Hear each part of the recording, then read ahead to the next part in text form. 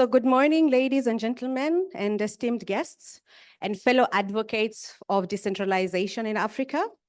As we gather here today for this workshop on elevating the debate in decentralization and multi-level governance in Africa, I am privileged to be co-moderating this first session. My name is Jacqueline Muthura. I currently work as a programs manager at the Local Public Sector Alliance.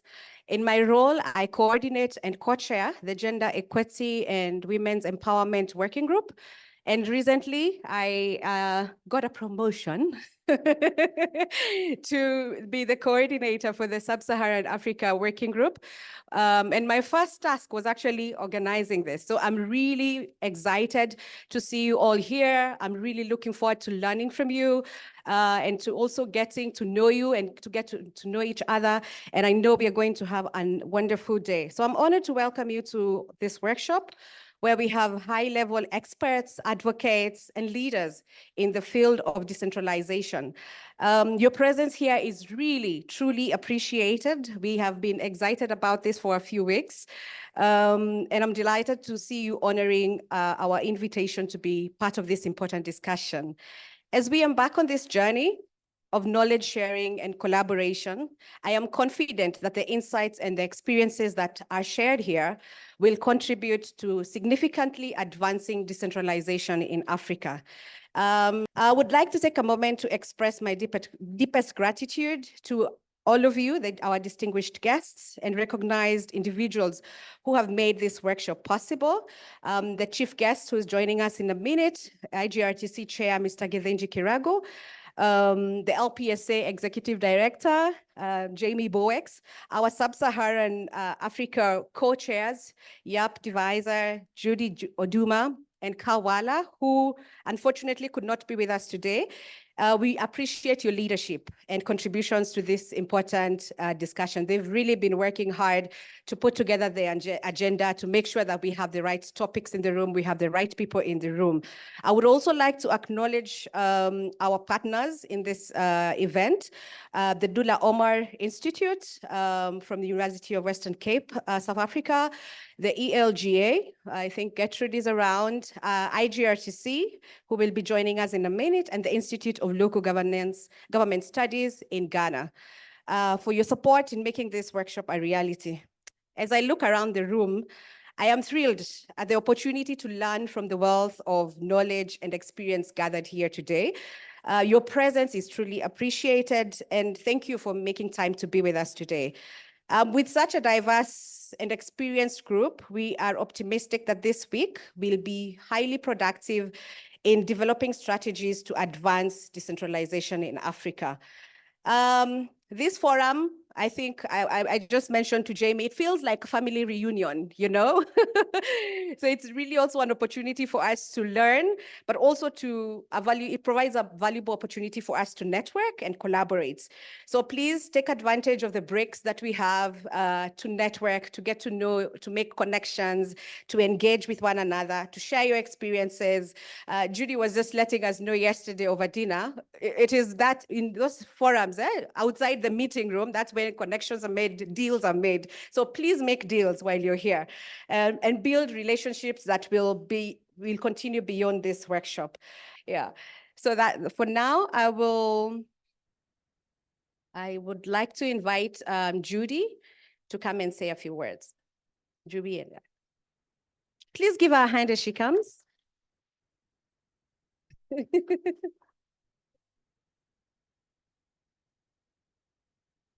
Thank you, Jackie. Another round of applause just for, sometimes when I do this, Jamie feels I'm a politician. So we'll reduce that as we go by. I was just wondering whether we have our guests coming in. Can help.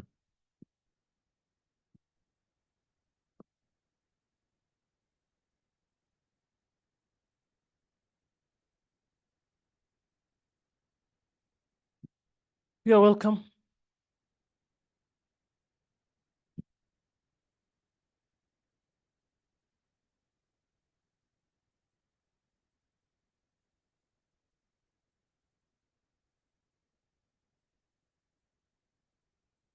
You're welcome, Chairman. I think with that, I would like now to just, before I go to my short remarks, ask that we start with the national anthem.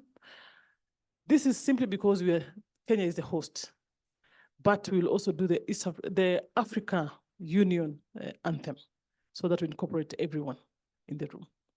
Let's stand up, please.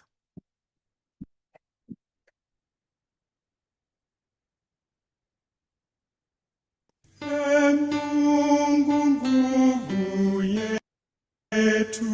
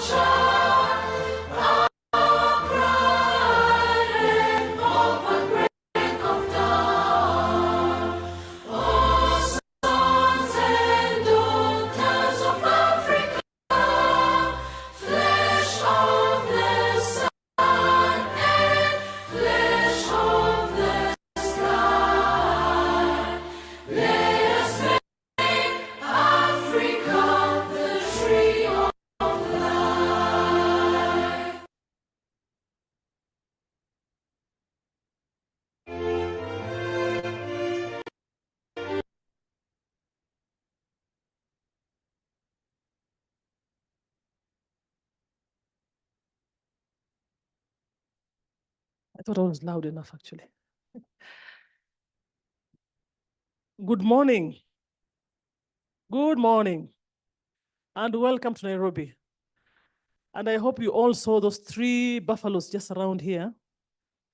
Somebody told me that it really is a mark or a measure of citizenship, because when I was trying to tell people there are buffaloes here, they couldn't see. So I think we are very happy to have you. My name is Judy Oduma, the co-chair for the Local Public Sector Alliance, Sub-Saharan Africa chapter. I also want to recognize my fellow co-chair, Yap, who is seated right just with us here. At some point, I'll invite him to also talk to us before we can actually have our meeting begin. In a normal session, whenever we have big people in the room, like Githinji Giragu, who is the chair of the IGRTC, our chief guest, I would have actually started with the honorable chairman, colleagues from the continent. We welcome you. I think we have had already a day, if I may call it, because yesterday I think we also had another meeting, which we thought would just be a catch-up meeting to prepare for today up to Wednesday, just to put together what we've been doing for the last 3-4 months. Yep, Jamie. And we thought we are going to have a very good exploration these 3 days, that we are going to have a meeting of minds, because we have on the table, around the table, experts who have worked in this area of decentralization for a long time.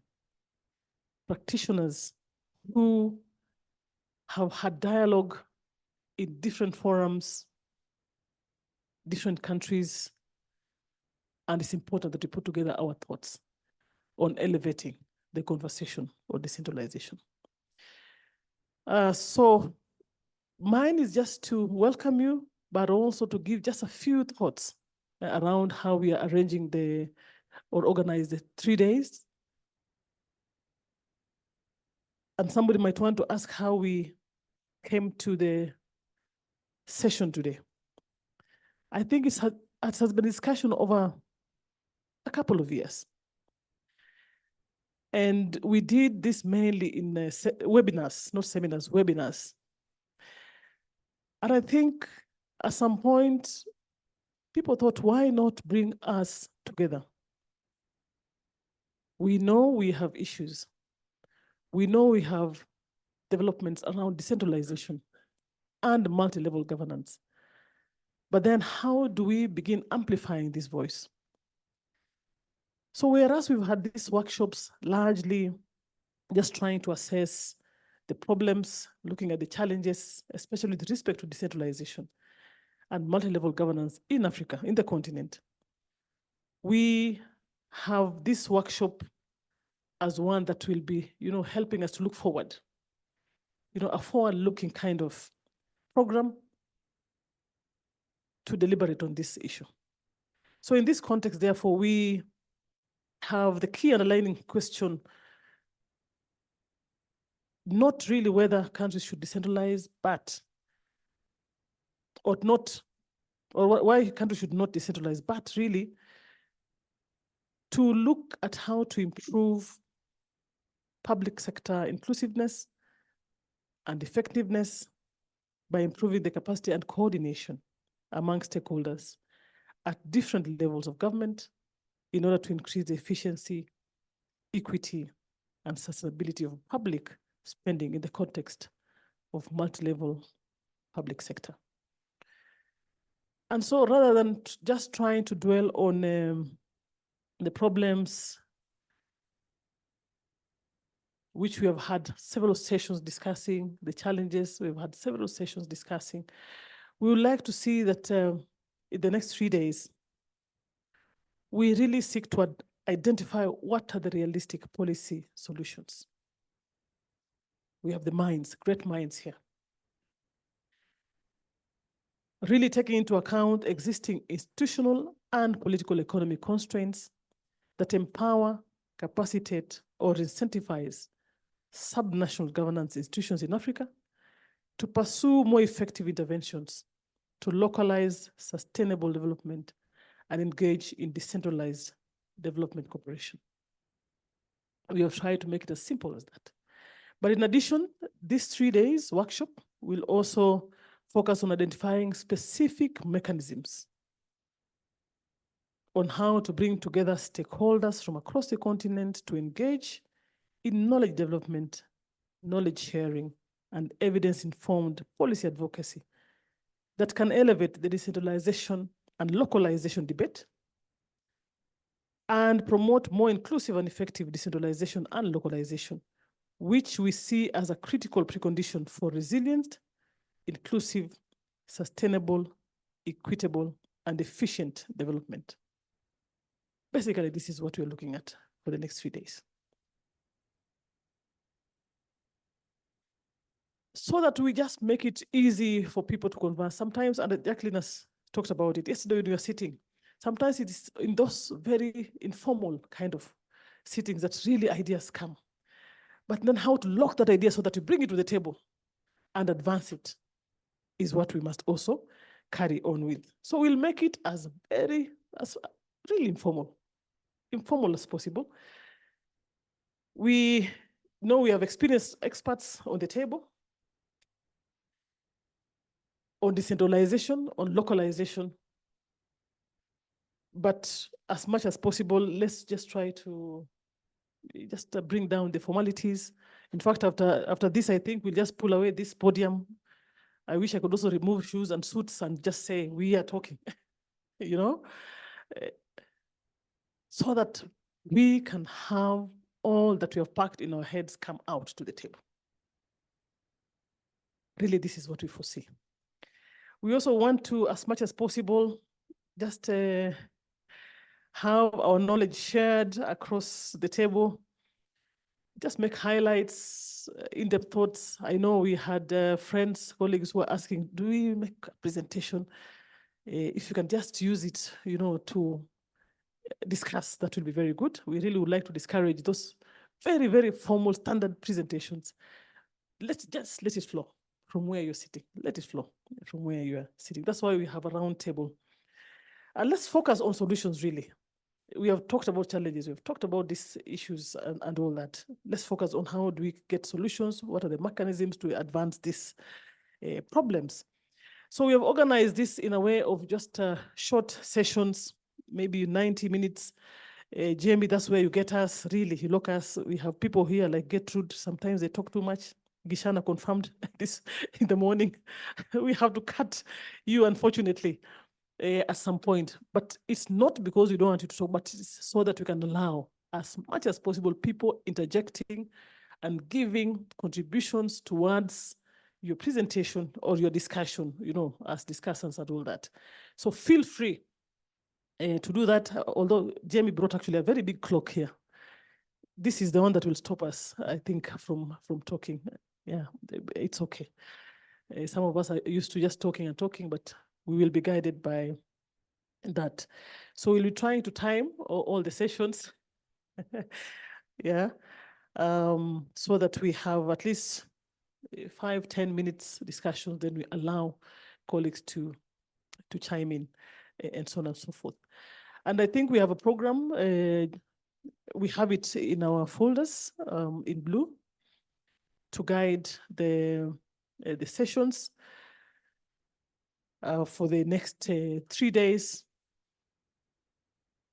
I must say, I'm very excited to have all of you.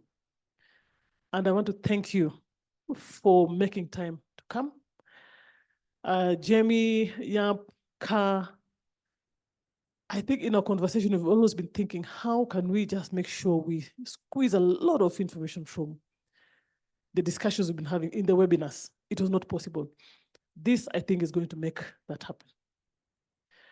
This is a place we are going to make a change in the way we discuss and we engage when it comes to decentralization.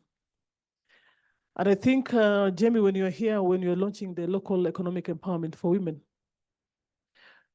we said that the dynamics have changed, and therefore the model of engagement must change, and the conversations must change. And in the dinner table yesterday, if you remember, Paddy and a few colleagues were here, we said, have we ourselves, maybe it's a question we must ask as we begin the engagement, have we ourselves allowed to have a gap in elevating this conversation? So if we begin by the 3 days, using the 3 days to scratch our heads and see, then how do we make this difference? How do we amplify this conversation? So with that, I would like to invite my colleague, Yap, just to begin to lay the table for us before we can hand it over to Jamie, who will invite the chief guest to give his brief statement. But I thought it's important that he hears from us first to set the context. Thank you very much and welcome once again.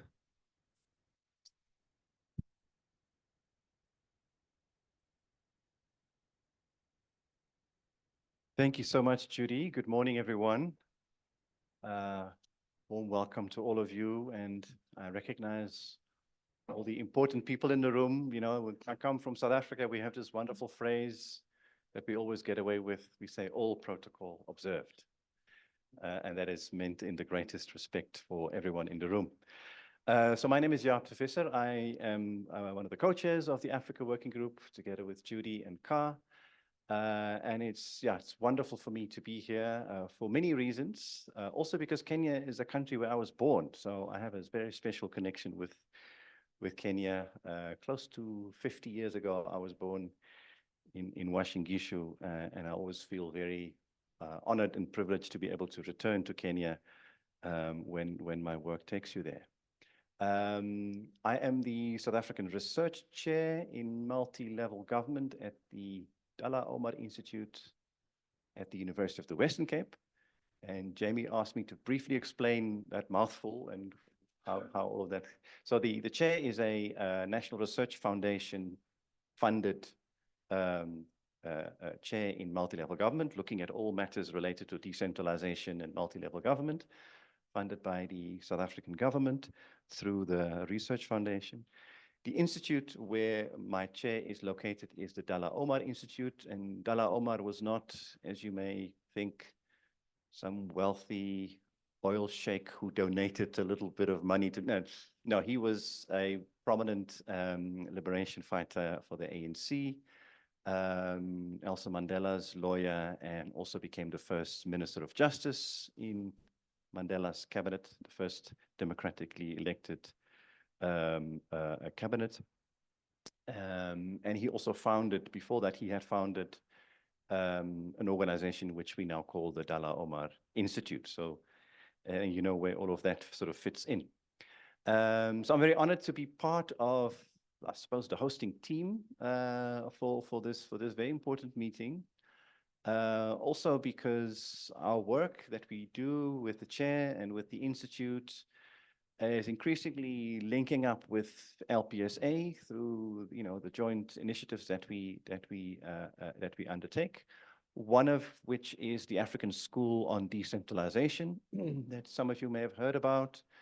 So that's, you know, an initiative that I think it's forming part of this momentum on decentralization that LPSA is trying to keep going and to promote and to direct. A 2-week school hosted between Addis Ababa University, and Katema Wanjiro is here also from Addis Ababa University, and the Dalla Omar Institute. We jointly host the African School on Decentralization and rotated between Addis and Cape Town. So part of the, I'm not saying that just to market my own initiatives, but as part of, you know, the idea that we need to develop homegrown African initiatives to promote decentralization in Africa, because I think we all can also agree that it is sliding a bit on the agenda, and we need to make sure we keep it there because it's so important, and we'll talk about that as we move forward. No matter what challenges we discuss on the African continent, global challenges, very often in the strategizing around how to solve those challenges or tackle them head on, inevitably you run into questions about who does what and where does the authority lie, and how do we structure government initiatives to make sure we make a dent into some of these very big global challenges. I want to keep it very brief because just to stay ahead of time where we can, just to re-emphasize the objective of the next 2 days, the next 3 days, in fact. We will be exchanging knowledge and exchanging ideas and comparing, what's happening in each other's countries, in each other's regions. But that's not the primary objective, as Judy also indicated. The primary objective is not to have a free-flowing, perhaps even aimless discussion, which can be very nice, which can be very pleasant, can be very enriching. We do have a job to do, which is to look at what is the role of LPSA. What do we want LPSA to do, to take on? What's going to be the strategy? How can we use LPSA as a network? With Jamie and his colleagues have, brought into the African continent with so much energy and precision, how can we use that to elevate the debate on decentralization in Africa? What are the initiatives that we can develop?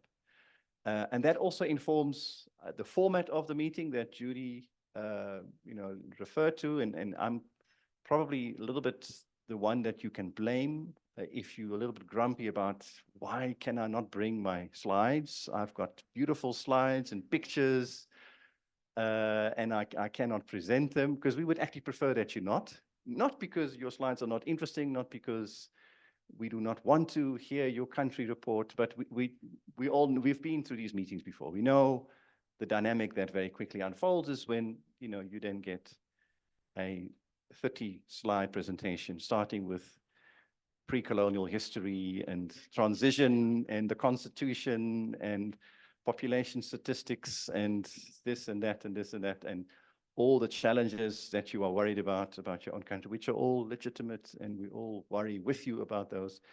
But we want to really sort of focus the meeting on what are the key issues that you think LPSA should focus on, linking that to, of course, a substantive discussion about decentralization.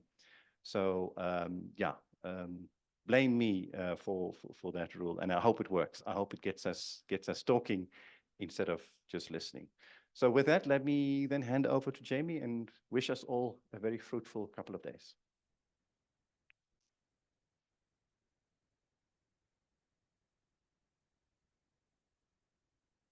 Thanks so much.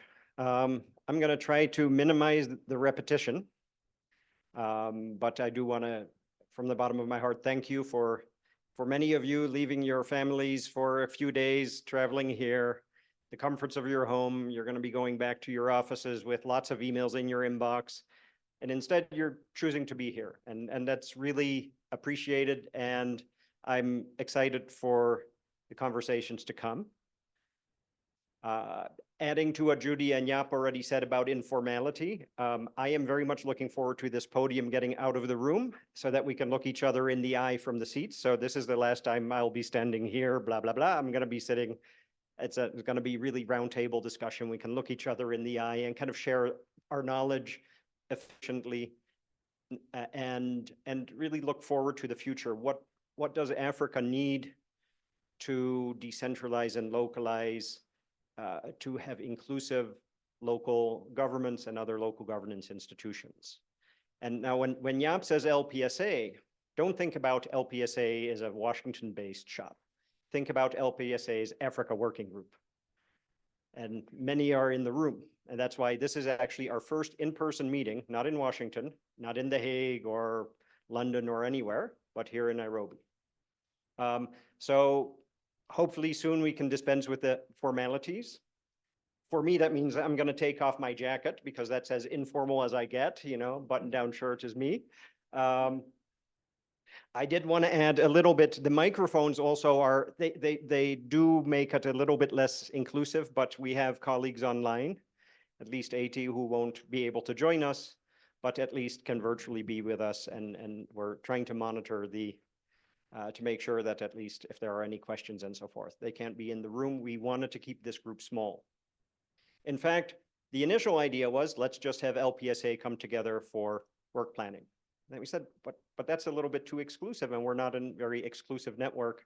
We want to include, let's bring our close colleagues that are together. So it started with 3 or 4 or 5, and now we're almost 25 in the room, and on Wednesday, I think we'll be 40 or something. I do want to give 2 or 3 very specific examples of why we ended up being together, and Judy and Jaap already alluded to this. I remember having a conversation with Nico Wortwy at the end of last year. I was going to ask him something, and he said, but Jamie, I just spoke to the minister. He wants to know, he wants to do decentralize the education function in Ghana. Now, which other countries in Africa have decentralized education to the local level? I said, well, I don't know. I'm an American. What do I know about the world, right? Don't we have some material? Don't we have a study that looks at that? And the answer is no, we don't. So what can LPSA do to bring that together? That's not a question for me. It's really a question for all of us, right?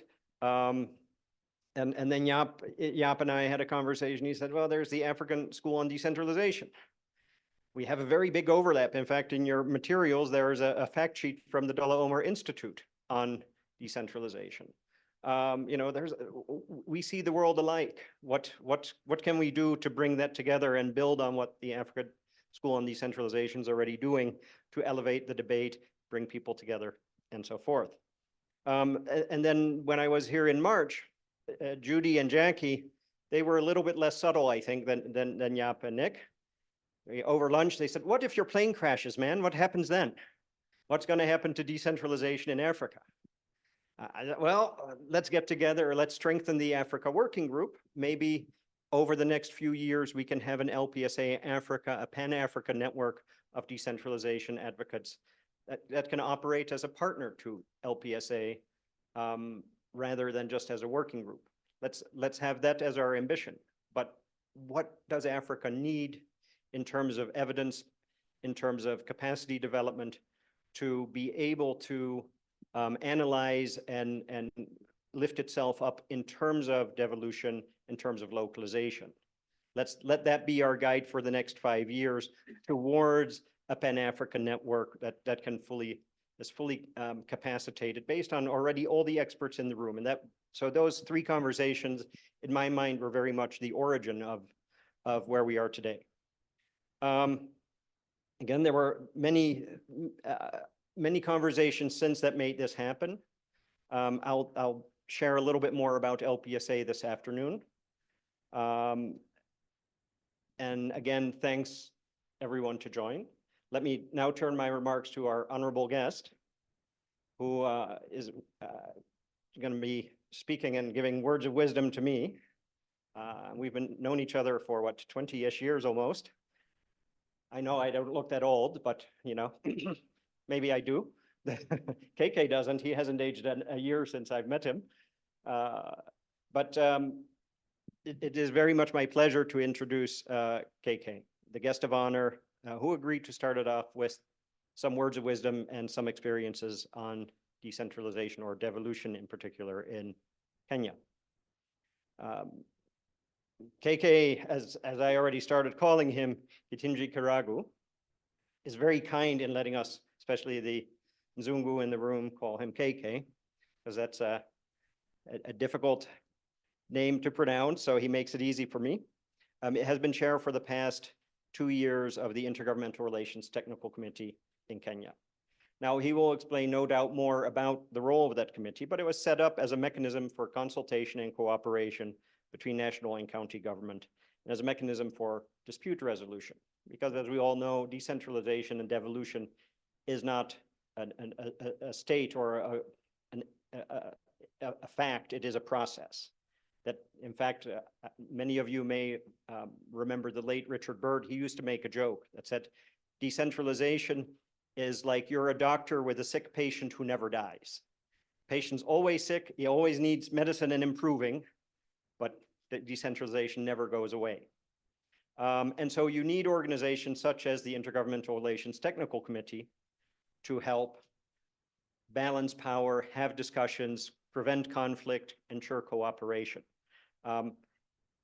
When we got together on Friday, I was explaining what LPSA is. And I'd like to think that LPSA is like the Intergovernmental Relations Technical Committee for the rest of the world. Or the other way around, IGRTC is the LPSA for Kenya. Mr. Kiragu is a graduate of University of Nairobi and has an MBA from Strathclyde University in Glasgow, certified public accountant. Some of you will remember when I say the word Coopers and Lybrand, you go, oh yeah, that was a thing 100 years ago. It's now part of PricewaterhouseCoopers. He was a director partner at Pricewaterhouse with looking at public sector advisory services in East Africa until 2007. Worked extensively around the continent, in Tanzania, in Nigeria, many other places. In Kenya, served also in many roles in the public sector, really too many to mention. More recently, he was one of the authors and contributors of the World Bank's 2022 Making Devolution Work for Service Delivery in Kenya report. Previously was chairman of the State Corporations Advisory Committee of the Office of the President, chair and member of many other government boards, an active investor, and one of the things that I love most about him, because whenever I call, I know exactly where he is, which is on the golf course. He's an active golfer. With that short introduction, let me thank him for joining us today and hand the mic to him for words of wisdom. Thank you so much. Thanks for coming. Thank you, Jimmy. You said we should remove our jackets. And I could as well speak from here, except actually that you have indicated there is a group audience. I was going to be happy to speak without a mic. I have just a few things to say, but let me say thank you for this invitation. Distinguished participants, ladies and gentlemen, allow me first to acknowledge and commend the initiative and collaborative efforts of the organizers of this auspicious and futuristic workshop. I know Jap talked about South Africa going by all protocols observed. That is also very common in Nairobi today. But that should not preclude the responsibility I have on behalf of all the participants here and also those who are out of this room, and indeed for those who will benefit from this workshop, the opportunity to mention that we commend Jimmy here. We commend, I hope he is in the room, Tinashe Chigwata from the Ndura Oma Institute. I believe he works with JAB. It's because I was not here when you did the introductions. I'm sure they were here. Madam, I don't know whether I've seen her, Madam Gertrude Buyinga. Oh, you are there. Oh, there isn't enough right for me to see. And I don't know why, when I previously met you, looked bigger than you look today. 2-3 weeks ago. Also, Dr. Nicholas Awoti, you are there, okay? And now I'm more clear. It was not that clear to me how you have been involved in this, Jude, and your colleague Jap as the co-chairs of the Sub-Saharan Working Group on of the LPSA. And really everybody else who has been involved in this process, we commend you heavily for and sincerely so for organizing this particular workshop. May I also, on behalf of the distinguished Kenyans here present, Jude and Jacqueline and everybody else, the members and of my and the members, there was to be a member of my committee. I don't know what has happened. I know he was not in the office on Friday because he had flu. Madam Marjorie Hongo, and my CEO were with him here since 7:30. But we met at 7:30 because certain exigencies have arisen, and therefore cannot be with you this morning, but hopefully we will be with you in the afternoon. And therefore, on behalf of all those and on my own personal behalf, take this opportunity to extend a very warm welcome to the visitors to Kenya, including Jap, who is a non-Kenyan, who is a former Kenyan. And because once you are born in a country, you are a citizen of that country, isn't it? Naturally. All right, so karibu sana. And for all of you, karibuni sana.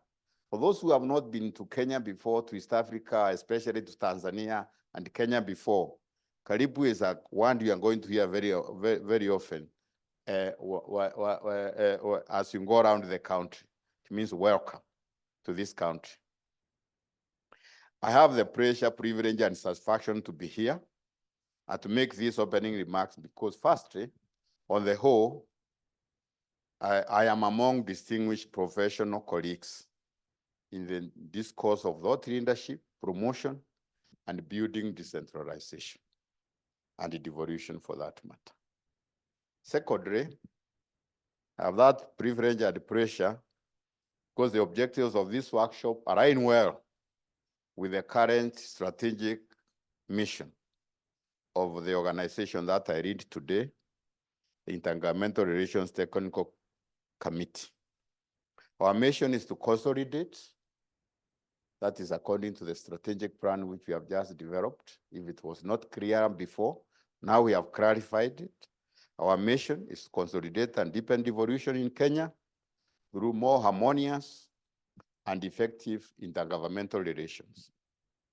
The other people will deepen it and will consolidate it and deepen it, but they are not in the realm of harmonious and effective intergovernmental relations. Our role is there, but we think it's probably the most critical part of the whole thing.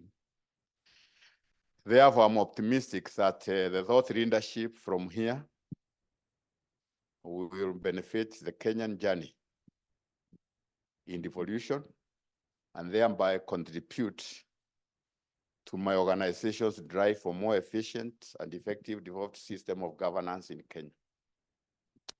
I'm also thirdly happy to be here because in the theme, the objectives are organization and selection of participants, this workshop is unique and timely.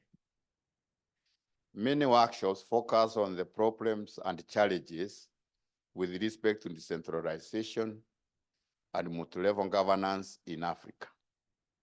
As I understand it, this workshop, on the other hand, is taking place here over these next 3 days with the aim to be forward-looking. In this context, the quick question for this workshop, as I understand it, will be how to improve public sector inclusiveness and effectiveness across Africa by improving the capacity and coordination among stakeholders at different levels of government to increase the efficiency, equity, and sustainability of public spending in the context of a multi-level public sector. It's also an important question for this workshop. How can countries and experts across Africa generate evidence and share knowledge in a way that reflects the decentralization and devolution debate and advances the practice of inclusive and efficient decentralization localization, and multi-level governance in our continent of Africa. And those questions are very important. We all can give different topologies of what devolution or decentralization is.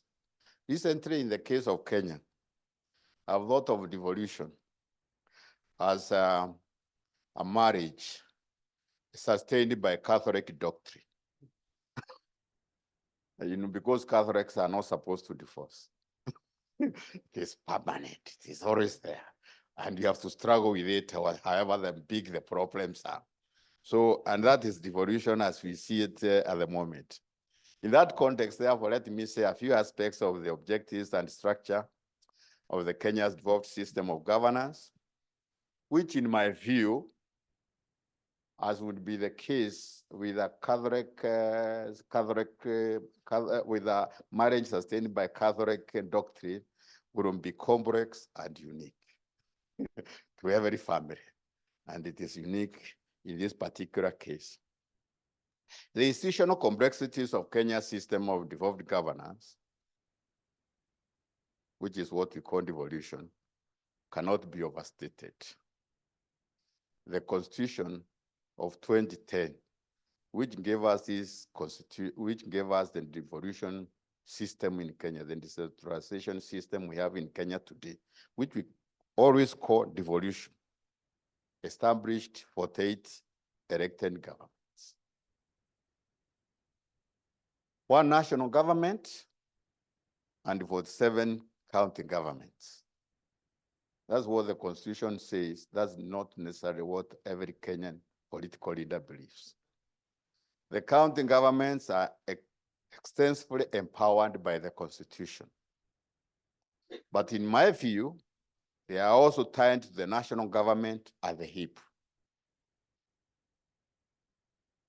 The historical, national, political, social, and economic legacies, struggles, debates, and compromises that culminated in that Constitution, which gave us a default system of governance, has its core, it gave us devolution or devolved system of governance at its core transformative agenda, because Kenyans were seeking transformation. And at the center of it, devolution is the core plank.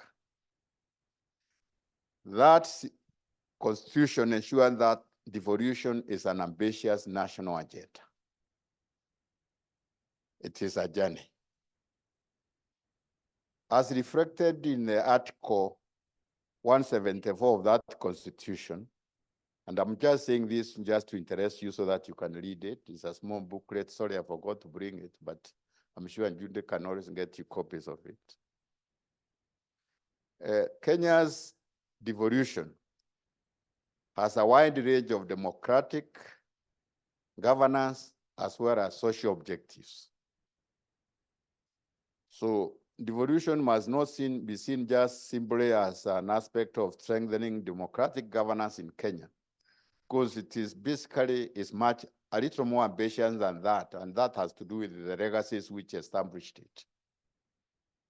But just to mention it for you, the objectives include to promote democratic and accountable exercise of power, to foster national unity by recognizing diversity, okay, so right,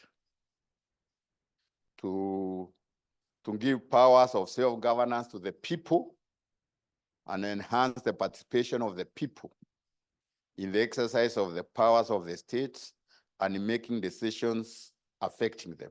By the way, I'm going to share this, actually, I've just shared it with Jamie. So, you can always interrogate where we are with this journey in pursuit of all these many objectives, to recognize the right of communities to manage their own affairs and to further their development, to protect and promote the interests and rights of minorities and marginalized communities, to promote social and economic development and the provision of proximate, easily accessible services throughout Kenya, to ensure equitable sharing of national and local resources throughout Kenya, to facilitate the decentralization of state organs, their functions and services from the capital of Kenya, Nairobi, and to enhance checks and balances and the separation of powers. Many broad objectives. Other unique features and complexities are to be discerned in the details of the Constitution's provisions and the institutional structures established by the Constitution, including establishing 15 constitutional independent constitutional bodies, or rather 15 constitutional institutions and independent offices that many have sometimes described as the fourth arm of government in Kenya. Therefore, devolution created, the Constitution created a fourth arm of government, and you have to see devolution in Kenya, therefore juxtaposed within that complex institutional structure. It's also significant that under that Constitution in Article 6, it's very categorical that the two levels of government as established are distinct, but at the same time interdependent. So you are left to make an interpretation. You are distinct, but interdependent. But again, I go to the apology of a Catholic marriage. The man and woman are distinct, but also interdependent. Further, the Constitution spirits for cooperative rather than competitive intergovernmental relations. And there are several articles there, 186, 189, which really underscore that point within the Constitution. It is not general, it is very specific in what ways they are interdependent and how they need to cooperate. This system of governance also is here to stay for the foreseeable future. We Kenyans are locked into it. To change it, any of its core features, requires not just a national referendum, it requires public debate. It is not enough for parliament to go and agree on a majority of 2/3 or whatever to change the Kenyan constitution. Even parliament, if it changed the constitution without public participation, the Kenyan public can go to the Supreme Court and parliament can be overruled by the Supreme Court on the interpretation whether there was public participation or not. That has been tested so far and has appeared to be working. It's also significant, and part of the complexity is that decentralization by devolution in Kenya. I like the one decentralization by devolution because in 2000 and in mid 2000s, 2004, 2005, we were very busy in Tanzania trying to talk about devolution by decentralization by devolution. And it was introduced in Kenya through a big bang approach. In spite of widespread expert advice against such an approach, because of the risks associated with initial challenges, technical, political, but even more so, the risk of pervasive disruption of service delivery. However, with the benefit of hindsight, I'm just sharing your Kenyan perspective. From a political perspective, it's just as well that the big bang approach was preferred. We see this because we have the benefit of hindsight. When we have got the problems of transferring functions 10 years after, from national government to county governments, we wonder how much devolution would have been experienced in Kenya over the last 10 years without a big bang approach. The alternative would have been politically very problematic. That's what many of us think now. And indeed, the risk of abortion of that D by D would probably have been a reality by now. Yet experience has confirmed to Kenyans that devolution is ultimately, or decentralization is ultimately, not just an event, but rather a process. Devolution involves the contestation of power and resources across different levels, and achieving a successful participatory and efficient multi-level governance system is not easy in any political dispensation. While there is widespread support for devolution in Kenya,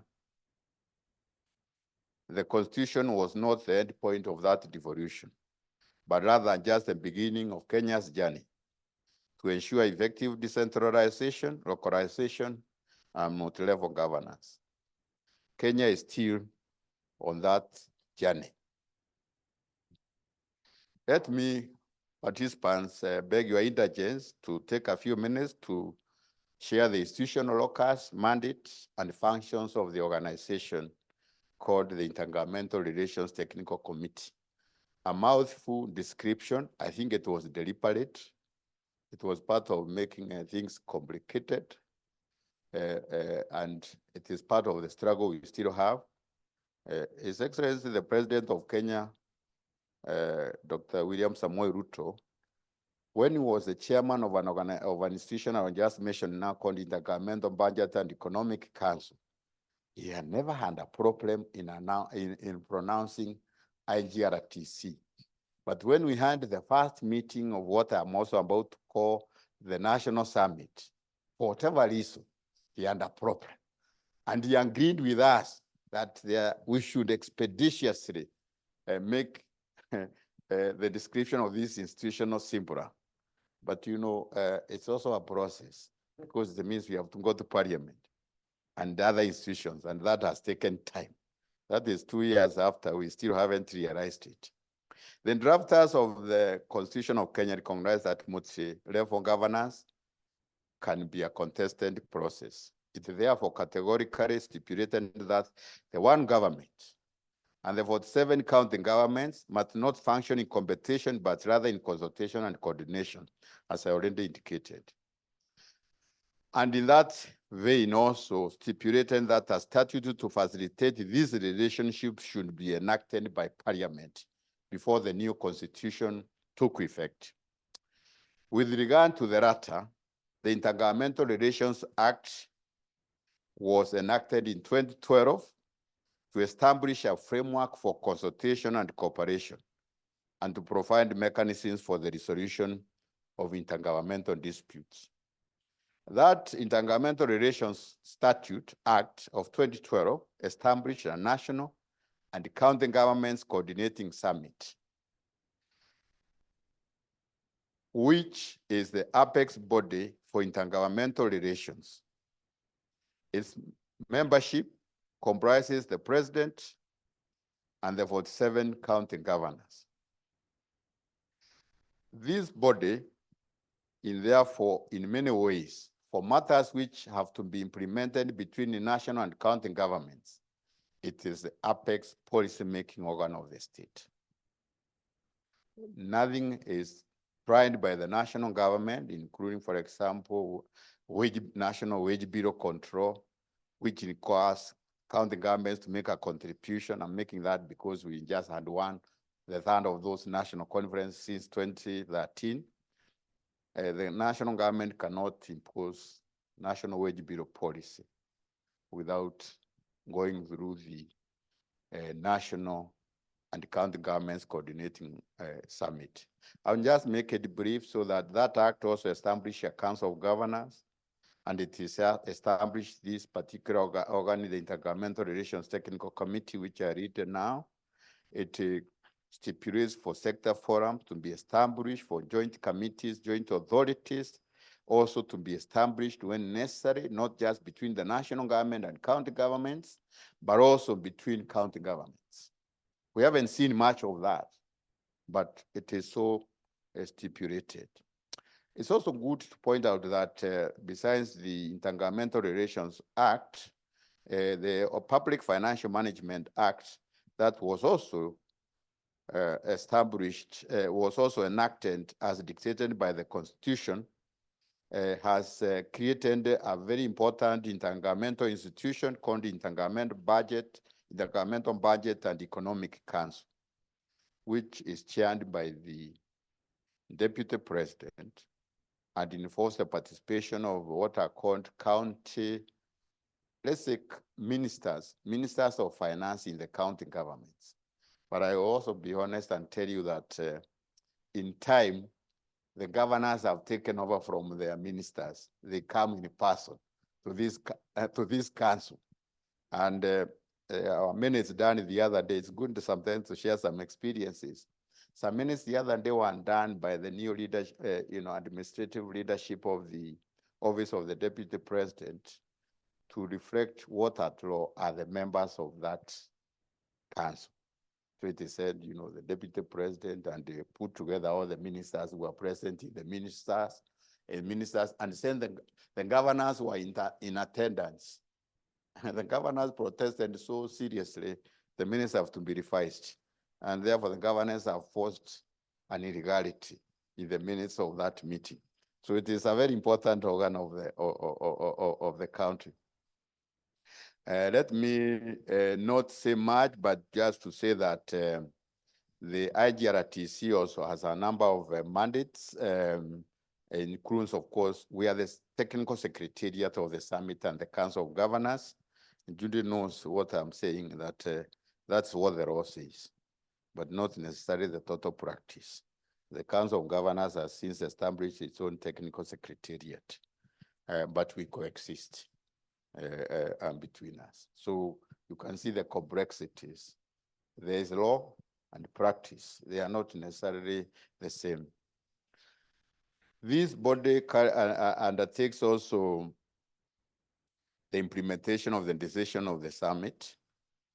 It is also required to convene sessions of county governments, including county secretaries and of the national government, to develop the agenda for the summit. And it's also required to undertake such functions as the transfer functions between the two levels of government. We have just developed a strategic plan as IGRTC, and among its strategic priorities at the moment is to coordinate all agents of the national and county governments in the collaborative effort of efficiently and effectively implementing the full transfer of all devolved functions and attendant resources to county governments.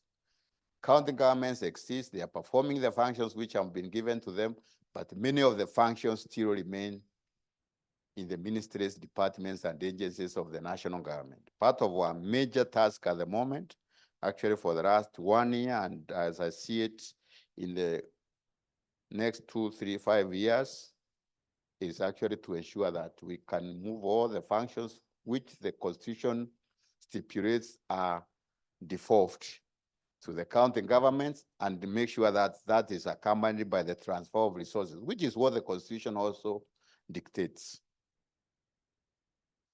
It's a major undertaking from next financial year by IGRTC to assess performance of all devolved functions at both levels of government. At both the levels of government, because in the complexity of our devolved system of governance, there is no function which, although the Constitution says all these functions are devolved, but the same Constitution provides that all policies, generally, all sector policies, all sector laws and so on, by the national government are binding on the county governments. But on the other hand, it's also true the same Constitution dictates that there is no policy or law in Kenya which is made without public participation. And you have to demonstrate it if you are not going to get that law or policy overturned by the Supreme Court. So, so there are those, checks and balances in that framework. So we will be looking at how devolved functions are performing. In the case of the national government, is it developing the correct policies? Is it working on the right legislative framework? Is it establishing the standards and norms which is required to do for the county government's functions? Is it doing the capacity building of the county governments? Those are requirements of the Constitution on the part of the national government. And therefore, in that respect, where county governments don't perform because they don't have capacity, the ultimate blame rests with the national government. And therefore, it was going to be a very interesting assessment. And we were worried that it will not be politically endorsed, but I think we have now got sufficient political buy-in to do this on a comprehensive basis. And we are going to consider it to be a comprehensive baseline for periodic assessment of performance by both levels of government. We also expected as IGRTC to support county governments in their relationship, including therefore the establishment of regional economic blocks. And at the same time, IGRTC is very active in promoting the devolution agenda, and especially in terms of legislative measures and resources allocation in Parliament. Because Parliament under the Constitution is the one which ultimately makes the final decisions on allocation of resources between the two levels of government and among the county governments. So through the preceding remarks, I hope I have afforded some insights into some significant features of Kenya's decentralization by devolution. I'm sure the distinguished Kenyans in this workshop will add to what I've shared and firstly expound on the successes and the challenges in the 11-year journey of devolution in Kenya.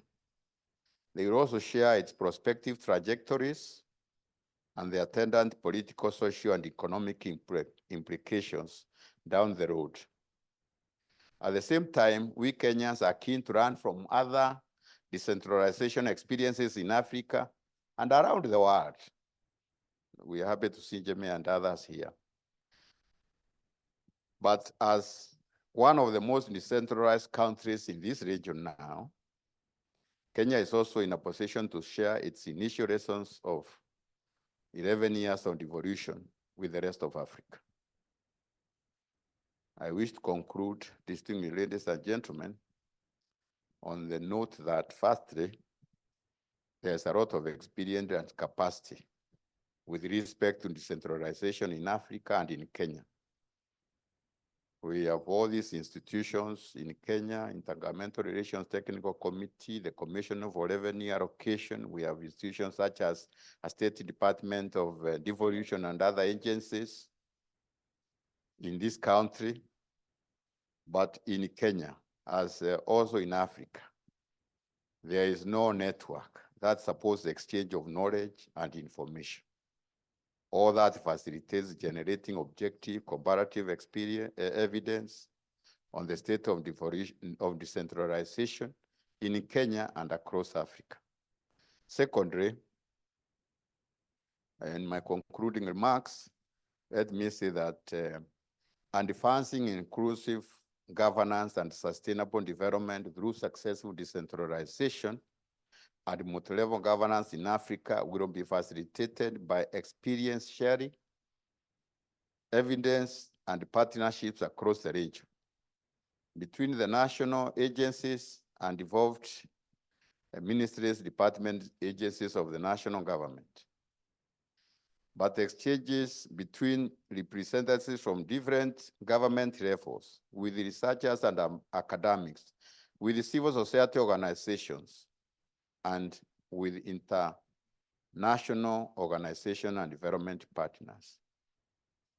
Against the backdrop of those remarks, distinguished ladies and gentlemen, It's my pleasure and privilege to declare the formal start of our conversation and to wish you, actually all of us, including me, very fruitful deliberations.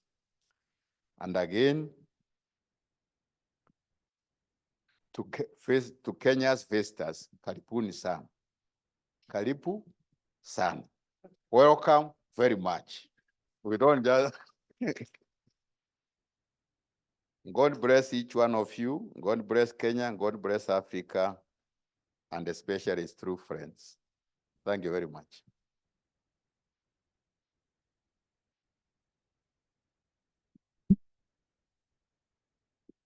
Thank you, Chairman. I think quite a lot to learn from. Colleagues, remember we have a full session on Wednesday to actually also try to unbundle some of this that has been presented. We would like now to just have a small token for you, Chair. Thank you, and Jackie will facilitate that, and Jamie.